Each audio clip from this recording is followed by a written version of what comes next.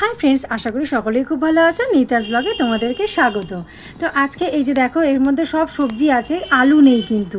আচ্ছা, এর মধ্যে আছে ঝিঙে, পটল, বরবটি, ঢেঁড়স, বাঁধাকপি, সব কিছু দিয়ে একটা সবজি করছি। এই সবজিটা আমি খাবো। এর মধ্যে নুন দিয়ে দিয়েছি, হলুদ দিয়ে দিয়েছি আর জিরে গুঁড়ো দিয়ে দিয়েছি।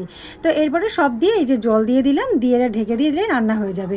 এই সবজিটা খাচ্ছি কারণ আমার তো সুগার আছে, সেই জন্য আলু খেতে ডাক্তার বারণ করে দিয়েছে, একদম মাটি তোলা জিনিস খেতে বারণ করে দিয়েছে।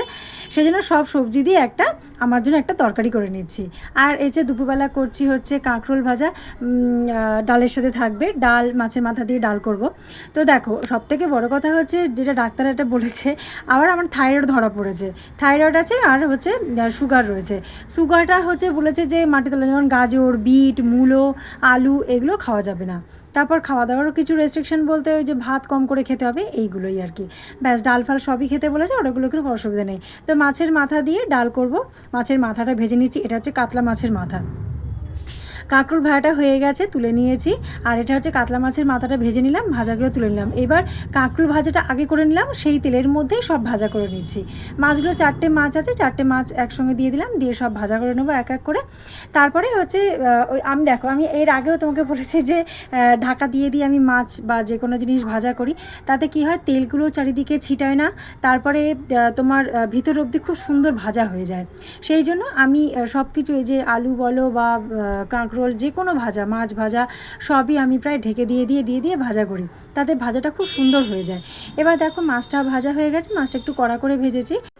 আচ্ছা, এরপরে ওর মধ্যে দিয়ে দিলাম হচ্ছে গোটা জিরে আর পেঁয়াজ কুচিয়ে রেখেছিলাম সেইটা। আর এর মধ্যে দিয়ে দেবো হচ্ছে হলুদ গুঁড়ো, লঙ্কার গুঁড়ো, আর দিয়ে দিলাম হচ্ছে জিরে গুঁড়ো, আর দিয়ে দিলাম হচ্ছে ধনে গুঁড়ো। জিরে গুঁড়ো ধনে গুঁড়োটা হাফ চা চামচ করে দিয়েছি, লঙ্কা আর হলুদটা পরিমাণ মতন। মুগ ডালটা আমি ভেজে আগেই সিদ্ধ করে রেখে দিয়েছিলাম, বেশি জল দেব না। তারপরে মাথাটা আমি ভেঙে নিলাম, যখন ভেজেছি তখন আর ভাঙিনি, তারপরে ওটাকে হাত দিয়ে ভাঙা হয়ে গেছে, কারণ ভাজাটা খুব ভালো হয়েছে। বললাম না, ঢেকে দিয়ে ভাজলে খুব সুন্দর ভাজা হয়। এরপরে দিয়ে দিলাম, আমি বেশিরভাগ সময় ঢাকা দিয়েই কিন্তু রান্না করি। আচ্ছা, এবার ডালটা আমার হয়ে গেছে, দেখো ডালটা কি শুধু দেখতে হয়েছে না, ডালটা হয়ে গেছে, ডালটা নামিয়ে রেখেছি। হ্যাঁ, তবে ডালটা একটু নুন কম হয়েছিল, আমিও খাওয়ার সময় বুঝতে পারলাম, তখন পরিমাণটা বুঝতে পারিনি, নুনটা কম হয়েছিল। আচ্ছা, তেলের মধ্যে কালো জিরে, নুন, হলুদ, আদা রসুন বাটা, পেঁয়াজ বাটা, টমেটো বাটা সব দিয়ে দেবো এক এক করে। দিয়ে নিয়ে এবার ভালো করে কষিয়ে নেবো, যতক্ষণ অবধি ওর কাঁচা গন্ধগুলো না চলে যাচ্ছে। কাঁচা গন্ধটা থাকলে একটু ভালো লাগে না খেতে, আর বেশি ফোটাতেও লাগে তখন। শুকনো শুকনো করে কষিয়ে নিয়েছি, কাঁচা গন্ধটাও চলে গেছে। এরপরে মাছ ভাজাগুলো দিয়ে দিলাম, দিয়ে একটু জল দিয়ে দিলাম, ব্যাস। এবারে এগুলোকে একটু ফুটতে দিয়ে দেবো, ধনে পাতা দিয়ে দিলাম, আর এরপরে এক এক করে ওই 5টা থেকে 6টা আমি কাঁচা লঙ্কা দিয়েছিলাম। ফোটা হয়ে গেছে, এবার নামিয়ে নেবো। এই দেখো মাছের ঝাল।